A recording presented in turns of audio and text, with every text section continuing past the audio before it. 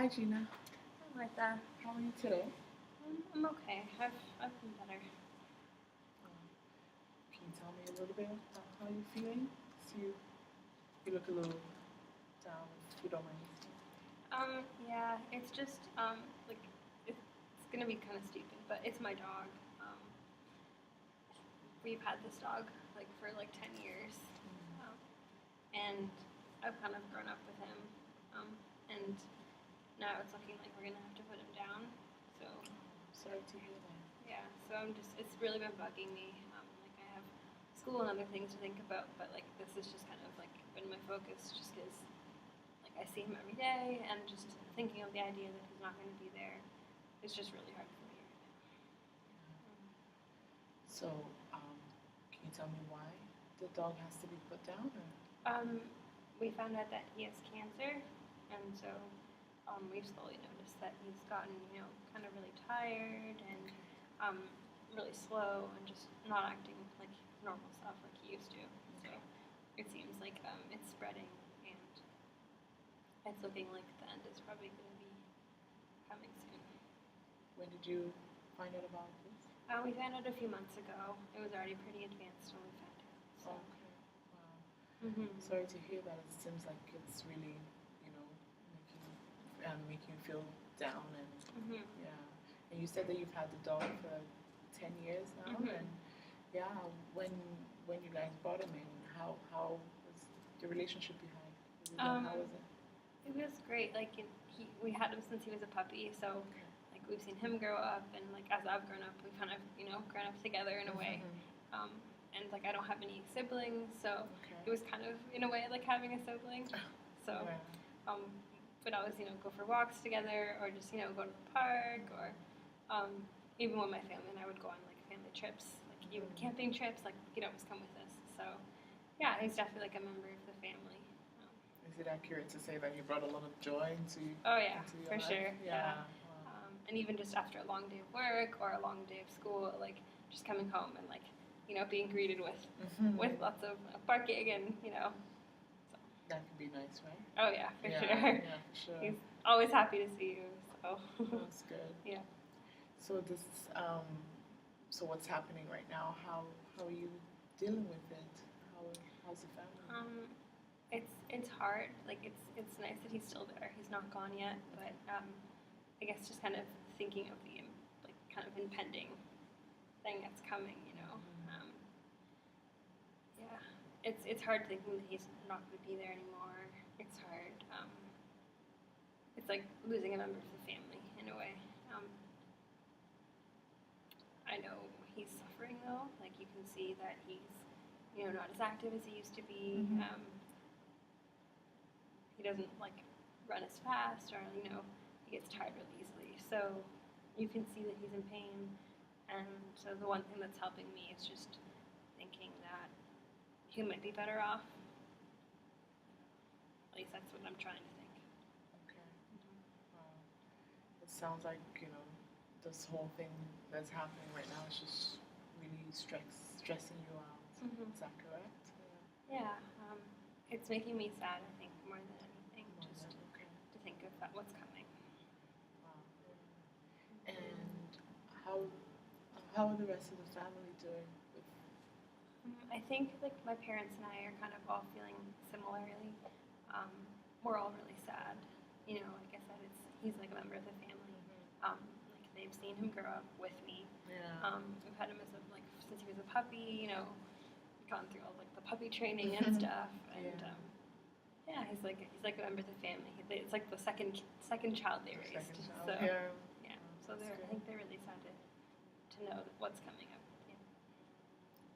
Have you and your family ever talked about the feelings that they're having and you're having? I don't think so. Like some things we haven't really said verbally, but like you can see like that they're sad too, and also just in the way they interact with him, you can see that like they're sad and like they're worried about him too. Okay. So it's like the feelings of the atmosphere, and everybody's just feeling it, and no one is really voicing it, but yeah. Yeah. It's just a really sad atmosphere in the house, I think. and I think that might be affecting kind of like other aspects of our life. Like my parents and I have been having a lot of arguments lately, and I think it might be related to that. Okay. Have you ever thought of talking to them or exploring it and just bringing up the what's happening right now, the way that the sickness the dog is going through, and have you? I guess I never really thought to do that. You know, my parents and I really aren't that close. I tend to talk more with my friends and spend more time with my friends. So I never really thought of talking to them about it. Okay. And you said that whenever you talk with, because of what's happening, it's made you guys even, not as close. I mean, not that you guys are close, but it's pulling you apart even more, and it's making you guys argue a lot more when you talk. Is that correct? Yeah, definitely. Yeah. Okay. And how does that make you feel? I guess kind of sad. Like I said, I'm not really that close with them, but since like my dog's not going to be there anymore, like, they're kind of all I have left in a way, you know. Like, and we used to be really close, and I do miss that. Yeah. So is it safe to say that now that maybe you're thinking the dog will not be in the whole circle with you and your family, maybe with your parents, that you feel like you have to talk to them even more now, and maybe there might be nothing to talk about, or that maybe this dog was what brought you guys close, and you just feel there'll be a gap. I think there'll definitely be like a gap in the family. I really haven't considered how it would affect like the communication between me and my parents, just because we were all really close with the dog, and I think maybe that might affect, how we interact. Yeah. Seems that this dog is like the glue, the main piece, and that bonded the family together. For sure. And is it safe to say that I feel sad, and to know that this bond, this glue, won't be there, and sort of not knowing your way around and how things will be with your parents after the dog is gone. Yeah, I think so. Mainly just thinking about not having that, not having that happiness and the joy that you brings to our family. Yeah. You mentioned something about your friends, that you talk to your friends a lot. Have you mentioned this to them, what you're going through? Yeah, they know. They know about it. They've been over to the house and they've met like my dog, and they know that it's really like upsetting me. I don't really share many things with my parents, so like my friends are kind of the ones I go to for everything. So yeah, they know what's going on. They're really supportive about it. I don't think some of them understand, just because like they don't have pets, so they don't know what it's like. They might think it's kind of stupid that like I'm getting this upset over like a pet, but it's really like a member of the family, and some of them understand, but some of them just don't. Okay. And it seems as if you're sort of picking and choosing what you want to discuss with them concerning this dog thing, because you feel like they won't understand, or they might maybe judge you with some of the reactions to when you now start talking to them about the dog. And yeah, I think that's probably accurate to say. Okay. I didn't ask you. You talked about your dog, but I didn't even take the time to ask you what your dog's name is. Do you mind sharing that? His name is Buddy. His Buddy. Okay. Do you know how you guys came about the name? Was it you or your family? I think we kind of picked it as a family. Yeah, like we brainstormed a few different names, and that was kind of all of our favorites. Okay, that's fair. And the name seems as if it's fitting him, as in that he's a buddy. He's, like a friend. Yeah, for sure. He's like the friendliest dog you'll ever meet. He's always happy to see everyone, like even strangers. He doesn't like bark or like trying to attack them. He's always happy. And okay. So right now, what do you do with your dog? I mean, you said that he just has a few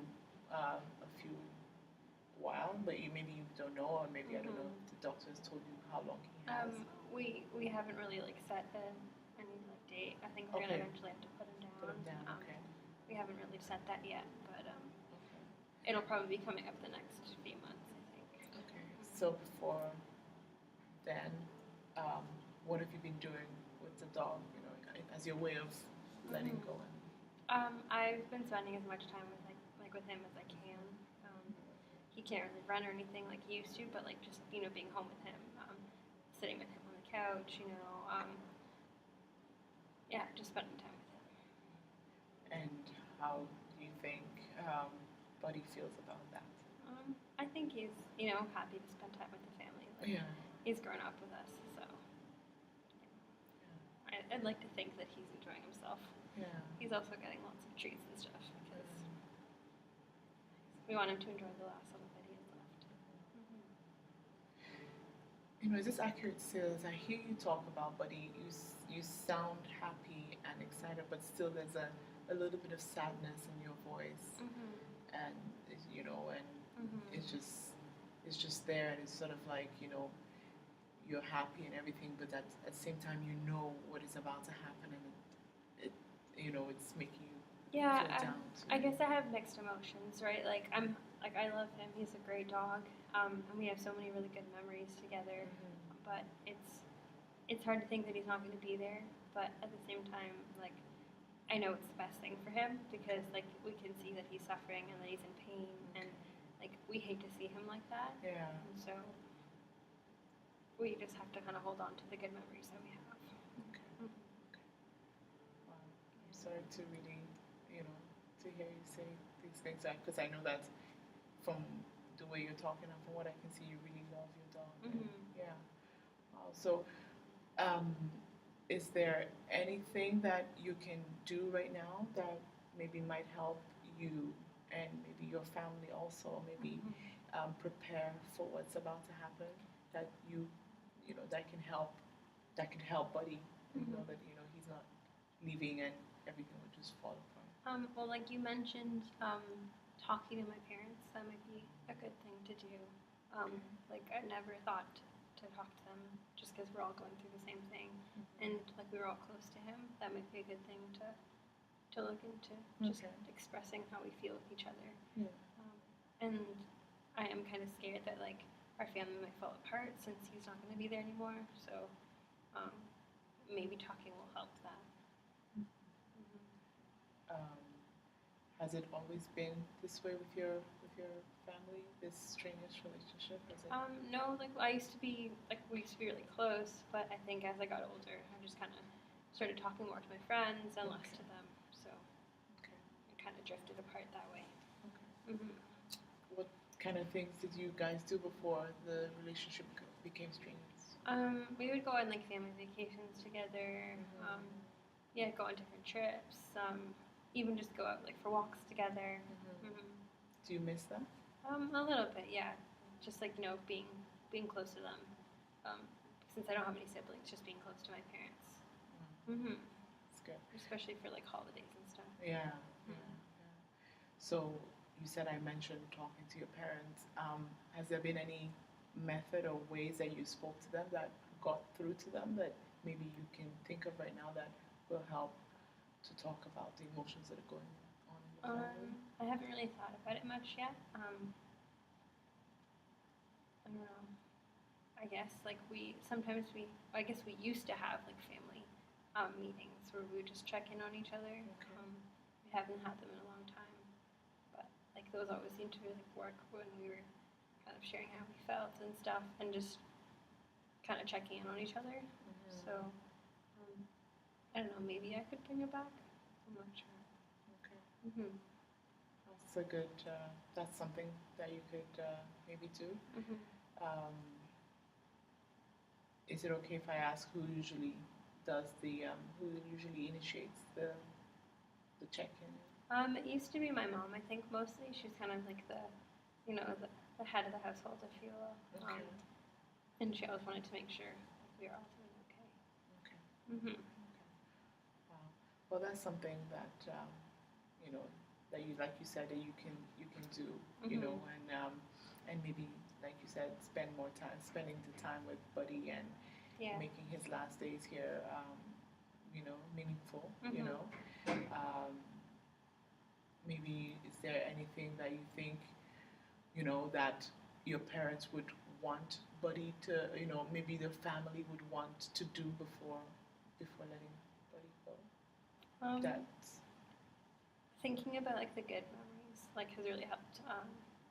And so maybe like I know the memories that I've had and like the funny times like experiences that I've had, but I think maybe sharing them like the ones my parents have had too with each other might help, just because it's something positive instead of like the negative of having to let him go. I think that might help all of us. okay. Well, like you said, it's something that you've never thought about, but that you're thinking about now. And I do hope that you are able to do that. Just it looks like it might probably help you and your parents, and and also make Buddy's last days on Earth really happy. Yeah. Yeah. Okay. Well, is there anything else that you feel that's on your mind that you want to talk about, or I think that's it. Yeah. Okay. I just I definitely have some things that I can do to try and make me feel better, and also to hopefully not lose those family connections. So I do think I have some things I can work on for next time. Okay. Well, thanks, Gina, for coming, and I'm glad that I know you're still feeling a little sad and everything as you leave, but I know the situation is really a sad situation. But I do hope you get, Thank you. yeah. Yeah. Thank you so much, You're Martha. welcome.